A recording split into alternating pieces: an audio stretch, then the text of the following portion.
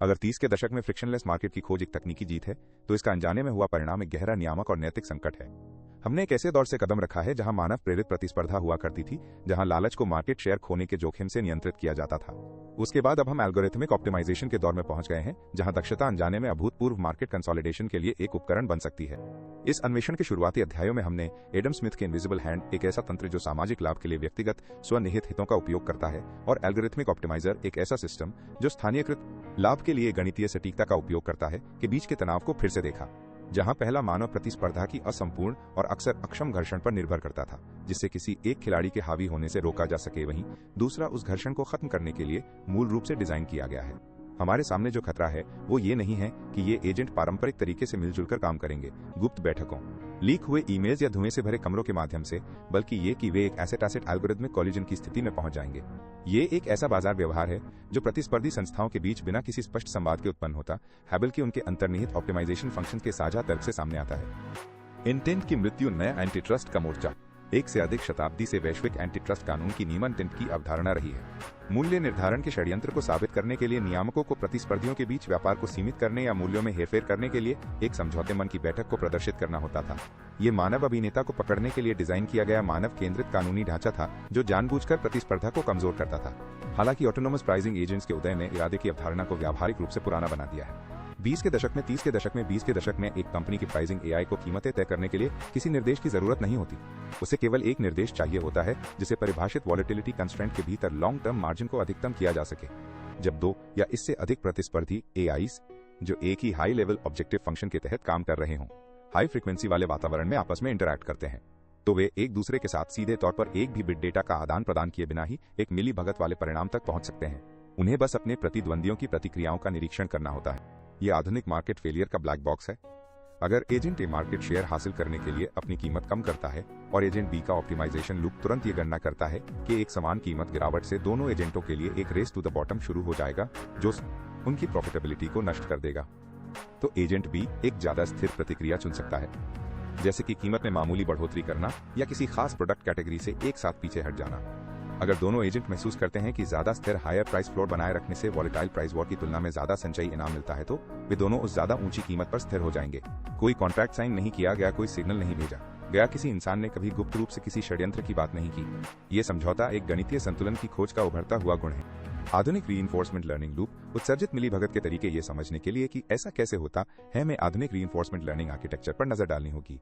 आज के सबसे उन्नत ट्रेडिंग और प्राइसिंग एजेंट्स को फिक्स टूल्स के साथ प्रोग्राम नहीं किया जाता, उन्हें रिवॉर्ड फंक्शंस के जरिए ट्रेन किया जाता है। ये फंक्शंस एजेंट के प्रदर्शन पर आधारित एक नंबर देते हैं, जैसे कि revenue, profit margin, inventory turnover या मार्केट शेयर। प्रतिस्पर्धा वाले माहौल में एक आरएल एजेंट असल में सुपरवाइज्ड इटरेटिव लर्निंग का एक मल्टीप्लेयर गेम खेल रहा होता है। एजेंट अलग अलग कीमतों वाली रणनीतियों के साथ पर्यावरण का लगातार पता लगाता है, हर एक एक्शन से मिलने वाले रिवॉर्ड को देखता है। जब ये एजेंट हाई वेलोसिटी वाले पर्यावरण में काम करते हैं, तो असल में पर्यावरण बाकी सभी एजेंट्स के सामूहिक व्यवहार से बना होता है। खतरा तब पैदा होता है जब एजेंट्स द्वारा खोजा गया ऑप्टिमल स्ट्रेटजी आक्रामक प्रतिस्पर्धा से स्थिर हो जाती है। एक पारंपरिक मार्केट में कोई प्रतियोगी लीडर की कीमतों को कम करके हाई प्राइस इक्विलिब्रियम को बिगाड़ सकता है, लेकिन एल्गोरिथमिक मार्केट में वह जो कीमत घटाता है वो खुद भी एक ऑप्टिमाइजर होता है। कीमत घटाने वाले एजेंट का अपना सॉफ्टवेयर तुरंत ये कैलकुलेट कर सकता है कि प्रतिद्वंद्वी की अपरिहार्य प्रतिकारात्मक कीमतों की वजह से मार्जिन में होने वाले नुकसान से ये हमला उसके रिवॉर्ड फंक्शन के लिए शुद्ध नकारात्मक बन जाता है।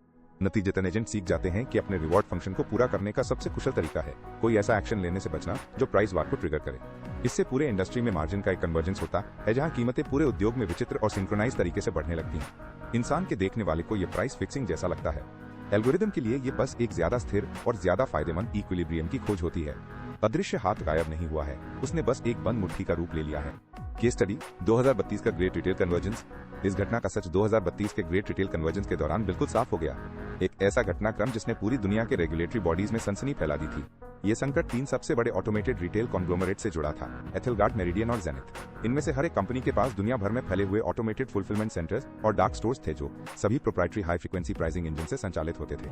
दशकों तक इन 3 जायंट्स ने कीमतों पर जबरदस्त कॉम्पिटिशन किया, जिससे कंज्यूमर गुड्स की कॉस्ट ऐतिहासिक रूप से कम लेवल पर आ गई थी। हालांकि 2032 की तीसरी तिमाही में एक बहुत ही सूक्ष्म लेकिन गहरा बदलाव आया। Supply chain cost, fuel prices या कंज्यूमर डिमांड में किसी भी साफ बदलाव के बिना एसेंशियल गुड्स की एक बड़ी रेंज, जिनकी कीमत प्रोसेस्ड फूड से लेकर हाउस होल्ड इलेक्ट्रॉनिक्स तक थी, उन तीनों प्लेटफॉर्म्स पर लगभग एक ही समय में बढ़नी शुरू हो गई। रेगुलेटर्स जिस स्मोकिंग गोंग की तलाश में थे, यानी कोई लीक हुआ मेमो या शेयर्ड सर्वर, वो मौजूद ही नहीं था।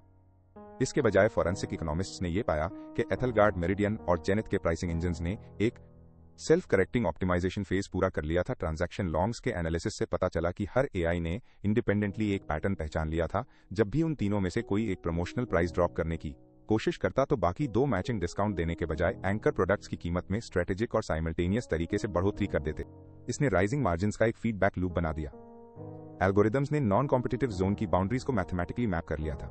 उन्होंने ये खोज लिया था कि एक हायर और वॉलेटाइल रेजिस्टेंट प्राइस फ्लोर बनाए रखकर वे अपने रिवॉर्ड टू रिस्क रेशियो को मैक्सिमाइज कर सकते हैं। नतीजा ये हुआ कि कॉस्ट ऑफ लिविंग में एक आर्टिफिशियल महंगाई आ गई, जिसने ग्लोबल मिडिल क्लास को अभूतपूर्व तरीके से हिट किया। सिस्टम की एफिशिएंसी और प्राइजेस में सीमलेस रियल टाइम एडजस्टमेंट का इस्तेमाल कंज्यूमर से कॉर्पोरेट शेयर होल्डर तक वेल्थ को बड़े पैमाने पर ऑटोमेटेड तरीके से खींचने के लिए किया जा रहा था। The regulatory impasse the crisis of accountability retail convergence ने एक डरावने लीगल वैक्यूम को सामने ला दिया। 2020s और 2030s के मौजूदा फ्रेमवर्क्स के तहत आप एक मैथमेटिकल सर्टेनिटी पर मुकदमा कैसे चला सकते हैं?